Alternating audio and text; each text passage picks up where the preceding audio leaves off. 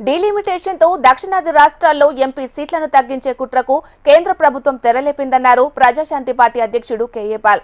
Tamil Nadu CM M K Stalin ఈ అంశంగా గలమెత్తారని చెప్పారు. తెలుగు రాష్ట్రాల నాయకులకు ఈ అంశంపై మోడీని విమర్శించే దమ్ము లేదని విమర్శలు గుప్పించారు. ఏపీలో ఏ పార్టీ అధికారంలో ఉన్నా ఎంపీ సీట్లు అన్ని బీజేపీ ఖాతాలో ఉన్నట్లేనని, గతంలో ఉండవల్లి అరుణ్ కుమార్ చేసిన వ్యాఖ్యలను కేఏ పాల్ గుర్తు చేశారు. దేశాన్ని బీజేపీ పార్టీ అన్ని విధాలుగా నాశనం చేసిందన్నారు. చైనా, రష్యాల దేశం నియంతృత్వ పాలనలోకి దేశం వెళ్లిపోతుందని పాల్ ఆగ్రహం వ్యక్తం చేశారు. తెలుగు, మలయాళం, కన్నడం భాషలు లేకుండా చేయడం ఒకటి. రెండు, మన ఎంపీ సభ్యుల్ని తగ్గించడం. ఉదాహరణ స్టాలిన్ చెప్పారు కదా నిన్న, డాక్టర్ స్టాలిన్ గారు 39 ఉన్నారు లోక్సభ ఎంపీ తమిళనాడులో, కేవలం 31 చేయడానికి.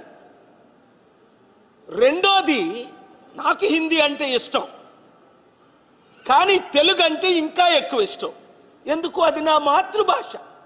ఇప్పటికే 9 రీజనల్ మదర్ టంగుల్ని హిందీ పేరట సర్వనాశనం చేసేశారు.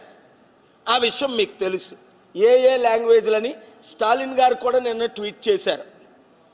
మరి మన తెలుగు మాతృభాషను మనం వదులుకోగలమా?